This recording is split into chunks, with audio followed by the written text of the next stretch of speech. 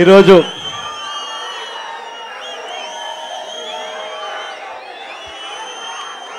విష్ణు ఇవాళ విష్ణన్న తనతో పాటు వచ్చిన సహచరులు వీళ్ళందరూ కూడా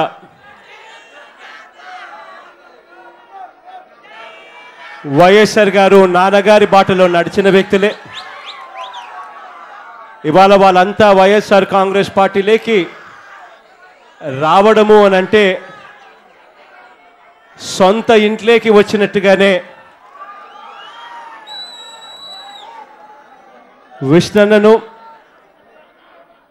విష్ణుతో పాటు వచ్చిన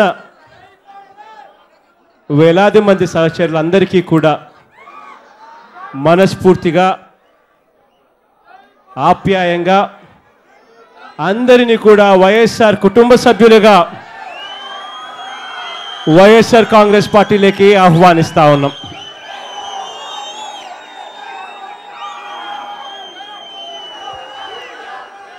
ఇవాళ ఒకటి రెండు విషయాలు మాత్రమే ప్రస్తావిస్తాను.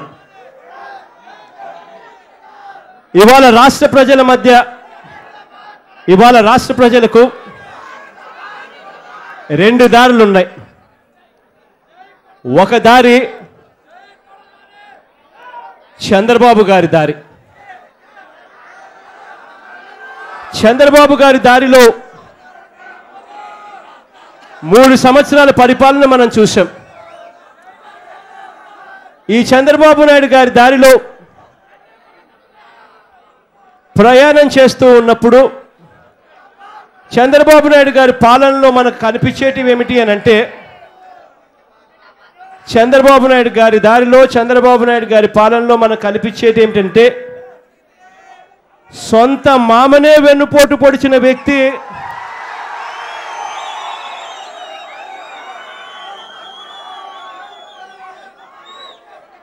రాజకీయ అవసరం కోసం ఏమైనా చేయగలిగిన వ్యక్తి మనస్తత్వం చంద్రబాబు నాయుడు గారి దారిలో కనిపిస్తుంది. చంద్రబాబు నాయుడు గారి దారిలో లక్షల కోట్ల దోపిడీ కనిపిస్తుంది. చంద్రబాబు నాయుడు గారి దారిలో రైతులకు ఒకటి కాదు 100ల కొద్ది అన్యాయాలు మోసాలు చేసిన పరిస్థితి కనిపిస్తుంది. చంద్రబాబు నాయుడు గారి దారిలో ఒక్కటంటే ఒక్క వాగ్దానం కూడా అమలు చేయని దుర్మార్గం చంద్రబాబు నాయుడు గారి దారిలో కనిపిస్తుంది. సమాజంలోని ప్రతి ఒక్క సామాజిక వర్గాన్ని కూడా వంచిన మనస్తత్వం చంద్రబాబు నాయుడు గారి దారిలో కనిపిస్తుంది. మితిమీరిన అధికార అహంకారం చంద్రబాబు నాయుడు గారి దారిలో కనిపిస్తుంది. ప్రజలను కాకుండా పోలీసును నమ్ముకోవడం చంద్రబాబు నాయుడు గారి పాలనలోనూ దారిలోనూ కనిపిస్తుంది. ఒకే అబద్ధాన్ని 100 సార్లు చెప్పిందే చెప్పి అదే నిజమని చెప్పి నమ్మించే మనస్తత్వం చంద్రబాబు నాయుడు గారి దారిలో కనిపిస్తుంది. మద్యం షాపుల నుంచి మద్యం డిస్టిలరీ దాకా, ఇసుక నుంచి బొగ్గు దాకా, బొగ్గు నుంచి కాంట్రాక్టర్లతో లాలూచీ దాకా, చివరకు గుడి భూములను కూడా వదలకుండా గుడి భూముల నుంచి జెన్కో కాంట్రాక్టుల దాకా, జెన్కో కాంట్రాక్టుల దగ్గర నుంచి రాజధాని భూములు, విశాఖపట్నం భూముల్లో కుంభకోణాల అవినీతి చంద్రబాబు నాయుడు గారి దారిలో విచ్చలవిడి అవినీతి కనిపిస్తుంది. లంచాలు మింగి పేదల భూముల్ని పెద్దలకు అప్పగించడం చంద్రబాబు నాయుడు గారి దారిలో కనిపిస్తుంది. ప్రజల ఇల్లులు, భూముల పత్రాలు మాయం కావడం బహుశా ఎవరి పాలనలోనూ చూసింటాం, చంద్రబాబు నాయుడు గారి దారిలో మాత్రమే కనిపిస్తుంది. కాలుమని సెక్స్ ర్యాకెట్లు రాజధానిలో తాను ఉంటూ ఇదే రాజధాని నగరంలో నడపడం కేవలం చంద్రబాబు నాయుడు గారి దారిలోనే కనిపిస్తుంది. చివరకు చంద్రబాబు నాయుడు గారి హీరోగా నటిస్తూ ఆ షూటింగ్ కోసం పుష్కరాల్లో 30 మందిని హత్య చేయడం కూడా బహుశా ఎక్కడా కనిపించదు. చంద్రబాబు నాయుడు గారి దారిలో మాత్రమే కనిపిస్తుంది. దేవుడి భూములను కూడా వదలకుండా తన బినామీల ద్వారా మింగేయడం ఒక్క చంద్రబాబు నాయుడు గారి దారిలోనే కనిపిస్తుంది. ఓటుకు కోట్లు ఇస్తూ దొరికిపోయి పక్క రాష్ట్రం సీఎం కాళ్ళు పట్టుకోవడం ఒక్క చంద్రబాబు నాయుడు గారి దారిలోనే కనిపిస్తుంది. ఆ తరువాత ప్రశ్నించే ధైర్యం లేక మన నదులను తాకట్టు పెట్టడం కూడా చంద్రబాబు నాయుడు గారి దారిలోనే కనిపిస్తుంది. కేసుల కోసం ప్రత్యేక హోదాను అమ్మేయడం చంద్రబాబు నాయుడు గారి దారిలోనే కనిపిస్తుంది. మంచి పాలన చేతకాక వేరే పార్టీ ఎమ్మెల్యేలను కొనటం చంద్రబాబు నాయుడు గారి దారిలోనే కనిపిస్తుంది. రైతు కన్నీరు చంద్రబాబు నాయుడు గారి పాలనలో దారిలో కనిపిస్తుంది. కానీ తన కంపెనీ షేర్ హెరిటేజ్ షేరు 400% పెరగడం కూడా చంద్రబాబు నాయుడు గారి పాలనలోనే కనిపిస్తుంది. పేదలకు ఒక్క ఇల్లు కూడా లేకపోవడం చంద్రబాబు గారి దారిలో కనిపిస్తుంది. కానీ బాబు గారికి మాత్రం ఒకటి కాదు 10 నివాసాలు ఉండడం చంద్రబాబు నాయుడు గారి దారిలోనే కనిపిస్తుంది. చంద్రబాబు నాయుడు గారి పాలనలో కంచాలు అంటే ప్లేట్లు పట్టుకొని ముద్రగడ్డ గారు పిలుపునిచ్చారు, ప్లేట్లు పట్టుకొని కంచాలను మోగించండి అని. చంద్రబాబు గారి పాలనలో కంచాలు మోగిస్తే కేసులు ఉంటాయి, కానీ లంచాలు మింగితే మాత్రం కేసులు ఉండవు. చంద్రబాబు నాయుడు గారి పాలనలో మాట మీద నిలబడండి అంటే కేసులు ఉంటాయి, మాట తప్పి మోసం చేస్తే మాత్రం కేసులు ఉండవు. చంద్రబాబు నాయుడు గారి పాలనలో కొడుకును మంత్రిని చేయడం కోసం అడ్డదారులు చాలా ఉంటాయి. మామూలు మనుషులకు మాత్రం నిరసన తెలపడానికి రోడ్డుదారులు కూడా చంద్రబాబు నాయుడు గారి పాలనలో ఉండవు. పక్క రాష్ట్రంలో చంద్రబాబు నాయుడు గారి పాలనలో పక్క రాష్ట్రంలో లంచాల డబ్బుతో అడ్డగోలుగా ఎమ్మెల్యేలను కొనుగోలు చేస్తూ ఆడియో టేపులు వీడియో టేపులతో అడ్డంగా చంద్రబాబు నాయుడు గారు దొరికినా కేసులు ఉండవు. కానీ సొంత రాష్ట్రంలో చంద్రబాబు నాయుడు గారి అన్యాయాన్ని ఎవరైనా ప్రశ్నిస్తే కేసుల మీద కేసులు ఉంటాయి.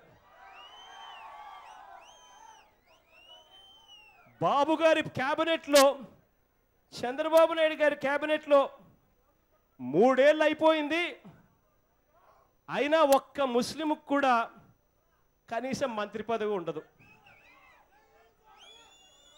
ఎన్నికలకు ముందు తాను ఇచ్చింది కూడా ఒకే ఒక్క సీటు ముస్లింలకు, అది కూడా ఎలాంటి సీటు ఇచ్చాడో తెలుసా? పీలేరులో కిరణ్ కుమార్ రెడ్డిని గెలిపించేదానికోసం ఆ ముస్లింలకు బలిపశువుని చేశాడు. కానీ 4వ ఏడాది పడేసరికి నంద్యాలలో ఉప ఎన్నికలు ఉన్నాయన్నది బయటకు వచ్చేసరికి చంద్రబాబు నాయుడు గారికి ముస్లింల మీద ప్రేమ పుట్టుకొస్తుంది. ఇఫ్తార్ విందులు అంటాడు, ఎన్నికలు ఉంటేనే వాగ్దానాలు ముందుకు వస్తాయి. ఎన్నికలు అయిపోయాక వాగ్దానాలు లేవు, మోసాల మీద మోసాలే కనిపిస్తాయి. చంద్రబాబు నాయుడు గారు పుట్టింది ఎప్పుడో తెలుసా? ఏప్రిల్ మాసం 20వ తారీఖున, అంటే 4వ నెల 20వ తారీఖున. అంటే ఈ 420 గారి పాలనలో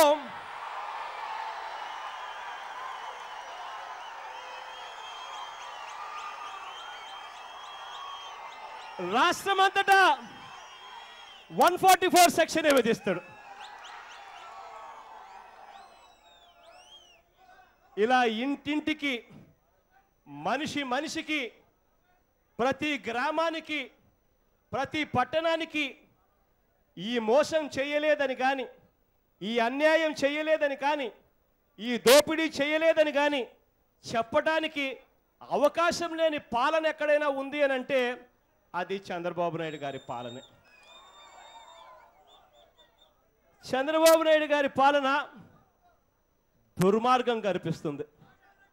చంద్రబాబు గారి పాలనలో చీకటి మార్గం కనిపిస్తుంది.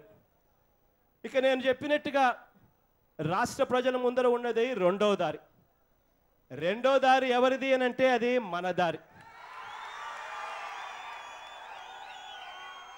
అది రహదారి. అది ఆ దివంగత నేత ప్రీతమ నాయకుడు రాజశేఖర రెడ్డి గారి నాన్నగారు వేసిన దారి. అది మన మార్గం సన్మార్గం. మన మార్గంలో ప్రయాణం చేస్తే ఏం కనిపిస్తుందో తెలుసా? రైతుల పాలిట కల్పతరువు, ఉచిత విద్యుత్ కనిపిస్తుంది ఎక్కడికి పోయినా కూడా. మన మార్గంలో ప్రయాణం చేస్తుంటే ఏం కనిపిస్తుందో తెలుసా? పేదలకు గ్రామ గ్రామాన, వీధి వీధిన 48 లక్షల ఇల్లులు కట్టిన 58 లక్షల ఇల్లులు కనిపిస్తాయి కట్టినవి. మన మార్గంలో కనిపించేటివి ఏమిటో తెలుసా? 108 నెంబర్కు ఫోన్ కొడితే చాలు, కుయ్ కుయ్ కుయ్ అంటూ 20 నిమిషాల్లోనే ఏ పేదవాడికి ఆరోగ్యం బాగా లేకపోయినా కదా ఇంటికి వచ్చి ఎక్కించుకొని హాస్పిటల్కి తీసుకొని పోయి ఉచితంగా వైద్యం చేయించి చిరునవ్వుతో ఇంటికి పంపించే ఆరోగ్యశ్రీ కనిపిస్తుంది. మన మార్గంలో కనిపిస్తున్నది ఏం కనిపిస్తుందో తెలుసా? పేదవాడికి చదువుల కోసం అప్పులు పాలయ్యే పరిస్థితి రాకుండా 100% పేదవాడికి అయ్యే మొత్తం ఫీజులన్నీ కూడా పూర్తిగా కట్టించి చదువుల విప్లవం కనిపిస్తుంది మన మార్గంలో.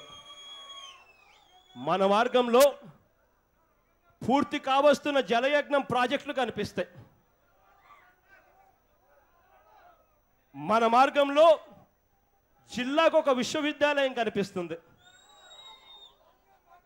మన మార్గంలో నిరుపేదలకు అక్షరాల 32 లక్షల ఎకరాల భూములను నిరుపేదలకు పంపిణీ చేసింది మన మార్గంలో కనిపిస్తుంది. మన మార్గంలో ఆ 5 సంవత్సరాల 3 నెలల కాలంలో ₹1 కూడా ఆర్టీసీ ఛార్జీలు పెంచకపోవడం కనిపిస్తుంది. మన మార్గంలో ఆ 5 సంవత్సరాల 3 నెలల కాలంలో ఒక్కసారి కూడా కరెంటు ఛార్జీలు పెంచకపోవడం కనిపిస్తుంది. మన మార్గంలో రైతుల పట్ల, పేదల పట్ల ఆ మహానేత, దివంగత నేత ప్రీతమ నాయకుడు రాజశేఖర రెడ్డి గారి నాన్నగారి ఆప్యాయతలు కనిపిస్తాయి, అనురాగాలు కనిపిస్తాయి. రైతుల కళ్ళల్లో ఆనందం, పేదల గుండెల్లో సంతోషం కనిపిస్తాయి. చదువుకి, ఇంటికి, వైద్యానికి, సేద్యానికి, ఆరోగ్యానికి, ఆహారానికి, బ్రతకడానికి, భవిష్యత్తుకు భరోసా కనిపిస్తాయి మన మార్గంలో.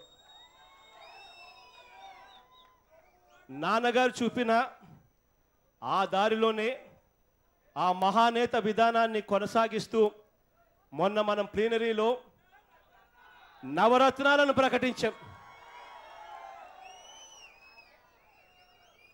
రాజకీయ నాయకులకు మళ్ళీ ప్రజల్లో నమ్మకం కలిగేలా ఆ నవరత్నాల పాలన రాబోతా ఉంది. ఆ దివంగత నేత ప్రీతమ నాయకుడు రాజశేఖర రెడ్డి గారి రాజన్న పాలన రాబోతా ఉంది అని ఇవాళ ప్రతి ఇంట్లోనూ కూడా ఆశగా ఎదురు చూస్తూ ఉన్న పరిస్థితి. ఆ మహానేత మరణం తర్వాత గత 8 సంవత్సరాలుగా ప్రజలను మనల్ని కూడా చూశారు. మనం నడిచిన బాటను ప్రజలందరూ కూడా గమనించారు. మనం నడిచిన ఈ 8 సంవత్సరాల కాలంలో ఢిల్లీ చంద్రబాబు 1000 కుట్రలు చేసినా నిలబడే ధైర్యం మనలో కనిపించే. చెప్పినవన్నీ చేస్తాం, చేయగలిగినవే చెబుతాము అన్నది అర్థమవుతుంది. ఈ 8 సంవత్సరాల్లో మనల్ని చూసిన ఎవరికైనా కూడా మాట ఇస్తే మాట తప్పం, మడిమ తిప్పం అన్నది కనిపిస్తుంది. ఈ 8 సంవత్సరాల్లో మనల్ని చూసిన ఎవరికైనా అధికారం కోసం అడ్డమైన గడ్డి తినం, అధికారం కోసం చంద్రబాబు నాయుడు గారి మాదిరి అబద్ధాలు ఆడం, అధికారం కోసం చంద్రబాబు నాయుడు గారి మాదిరి మోసాలు చేయాలన్న ఆలోచనలు చేయం. మనల్ని చూస్తే ఎవరికైనా అర్థమవుతుంది. కులాలు చూడం, మతాలు చూడం, రాజకీయాలు చూడం, పార్టీలు చూడం, అన్ని వర్గాలకు తోడుగా నిలబడే మన ఆలోచనలు కనిపిస్తాయి. కాబట్టి రాబోయే ఎన్నికలు, జరగబోయే ఈ పోరాటం ఈ 2 మార్గాల మధ్య పోరాటం. ఒకటి చంద్రబాబు నాయుడు గారి దుర్మార్గం, రెండోది మన మన మన మన సన్మార్గం మధ్య పోరాటం.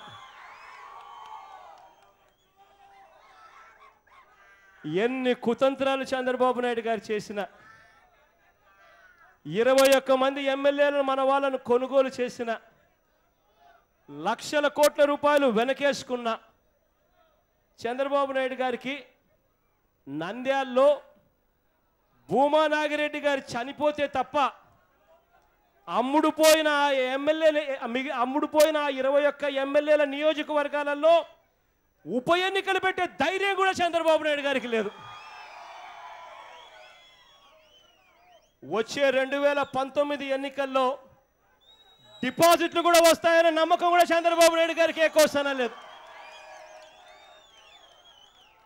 ఇదే చంద్రబాబు నాయుడు గారు నంద్యాల్లో ఓటుకు 5,000 ఇస్తే తప్ప చంద్రబాబు నాయుడు గారికి కనీసం చంద్రబాబు నాయుడు గారు మొహమన్నా చూస్తారు ప్రజలని చెప్పే నమ్మకం కూడా చంద్రబాబు నాయుడు గారికి లేదు. ఇదే నంద్యాల్లో 1 కాదు 2 కాదు దాదాపుగా 2,000 కోట్లకు సంబంధించిన వాగ్దానాలు చేస్తే తప్ప కనీసం తెలుగుదేశం పార్టీకి డిపాజిట్లు వస్తాయన్న నమ్మకం కూడా చంద్రబాబు నాయుడు గారికి లేదు. ఇదే నంద్యాల ఎన్నికల్లో చంద్రబాబు నాయుడు గారికి తాను మాట్లాడిన మాటలు చూసాం, తాను మాట్లాడిన స్పీచ్లను చూసాం. చంద్రబాబు నాయుడు గారు తాను మాట్లాడిన మాటలలో, ఆ స్పీచ్ల్లో వీధి రౌడీ కన్నా కూడా అన్యాయంగా మాట్లాడిన మాటలు చూసాం. ఒక ముఖ్యమంత్రి స్థాయి ఎప్పుడో మర్చిపోయాడు. వీధి రౌడీకి చంద్రబాబు నాయుడు గారికి తేడా లేకుండా పోయింది. నా రోడ్డు మీద మీరు నడుస్తారా అని అంటాడు. నేను ఇచ్చిన పెన్షన్లు మీరు తీసుకొని నాకు ఓటేయరా అని అంటాడు. ఓటేయకపోతే మీ తాట తొలుస్తానంటాడు. ఎవరైనా పొరపాటున చంద్రబాబు నాయుడు గారు నువ్వు మోసం చేస్తున్నావయ్యా, అన్యాయం చేస్తున్నావయ్యా అని చెప్పి ఎవరైనా చంద్రబాబు నాయుడు గారిని గట్టిగా నిలదీస్తే వెంటనే చంద్రబాబు నాయుడు గారు కళ్ళు పెద్దవి చేసుకుంటాడు. కళ్ళు పెద్దవి చేసి నువ్వు వైఎస్ఆర్ కాంగ్రెస్ పార్టీ మనిషివి, నువ్వు జగన్ పంపిస్తే వచ్చావని అంటాడు.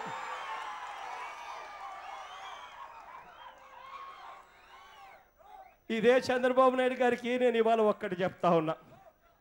అన్యాయం జరిగిన ప్రతి గొంతు వైఎస్ఆర్ కాంగ్రెస్ పార్టీ గొంతే అవుతుంది. రాబోయే ఎన్నికల్లో నిన్ను బంగాళాఖాతంలో కలిపే గొంతు కూడా అదే అవుతుంది అని చెప్పి కూడా గట్టిగా చెప్తా ఉన్నా.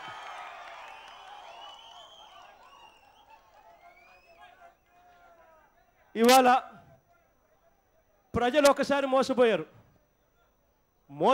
కాబట్టి చంద్రబాబు నాయుడు గారు దోపిడీ మోసం ఎన్ని రోజులు సాగాయి? 3 ఏళ్ల పాటు. ఇవాళ ఇక ప్రజలు మోసగించే పరిస్థితి లేదు. ప్రజలకు చంద్రబాబు నాయుడు గురించి పూర్తిగా అవగాహన వచ్చేసింది, తెలిసిపోయింది. రాజకీయాల్లో ఉండే అర్హత చంద్రబాబు నాయుడు గారికి లేదని ఈ 3 సంవత్సరాలలో అడుగడుగున చంద్రబాబు నాయుడు గారి పాలన రుజువు చేసింది. ఇవాళ ఇటువంటి చంద్రబాబు నాయుడు గారి పాలన పోవాలని ప్రజలు ఎదురు చూస్తూ ఉన్నారు. ఇటువంటి చంద్రబాబు నాయుడు గారి పాలన పోయి మళ్ళీ నవరత్నాలతో ఆ దివంగత నేత ప్రీతమ నాయకుడు రాజశేఖర రెడ్డి గారి కలల కన్నా సువర్ణయుగం ఆ రాజన్న రాజ్యం రావాలని ప్రజలు ఎదురు చూస్తూ ఉన్నారు. ఆ ప్రజలకు తోడుగా భరోసా ఇస్తూ అందరం కలిసికట్టుగా ఒకటి కావాలని మీ అందరి దీవెనలు, మీ అందరి ఆశీస్సులు మనస్ఫూర్తిగా అందించాల్సిందిగా పేరు పేరున ప్రతి ఒక్కరిని కూడా కోరుకుంటూ మరొక్కసారి విష్ణన్నను మా కుటుంబంలోకే కాదు మా గుండెల్లోకి వస్తూ ఉన్నాడు అన్నది కూడా మరొక్కసారి రూఢి చేస్తూ ఈ ఆప్యాయతలకు, ప్రేమనురాగాలకు చేతులు జోడించి శిరస్సు వంచి పేరు పేరున హృదయపూర్వకంగా కృతజ్ఞతలు తెలుపుకుంటూ సెలవు తీసుకుంటా ఉన్నా.